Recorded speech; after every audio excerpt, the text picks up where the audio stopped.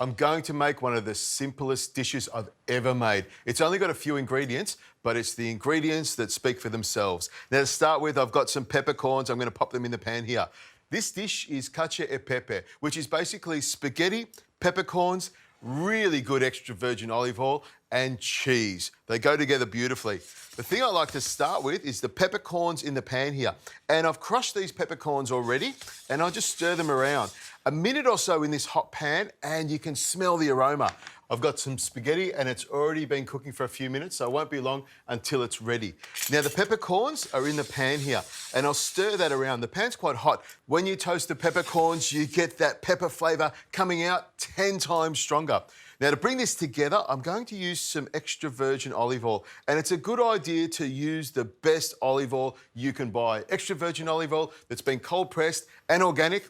You know it's going to be a great dish. A little bit of olive oil in the bottom here, and that will start to pick up all of the flavour of the peppercorns. And that's about it. And now it's time to bring the sauce together.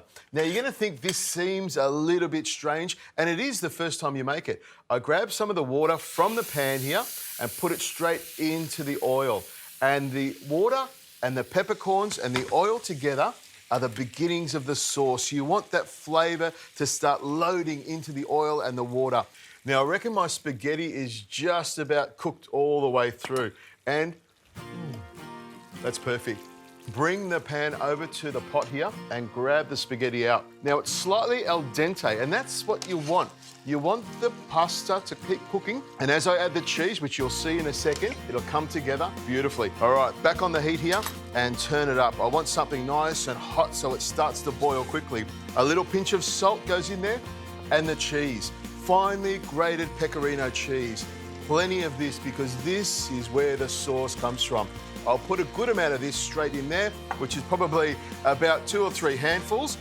And then it's a matter of turning it around and tossing that pecorino into the pasta. There's plenty of pepper in here and there's going to be plenty of flavour. Now, at this stage, it's a good idea to add a little bit more water if you think it's a little bit dry. And just keep adding a little bit more water so that the pasta's got plenty to soak up. And then it's just a matter of tossing it around until that pecorino melts into the spaghetti. You can see it's looking nice and gooey. That's what I'm looking for. I better get into the plate so I can start eating it. That's the most important part of this whole exercise. Out it comes, into the plate it goes, twist it around so it looks nice and creamy and peppery. It's a simple pasta dish, but when you use the best ingredients, they scream at you. They taste great, and that's what it's all about. Maybe a little bit more cheese on the top and a little bit of a stir around like that. Nice and gooey, nice and tasty. That is so good. That's what great pasta is all about.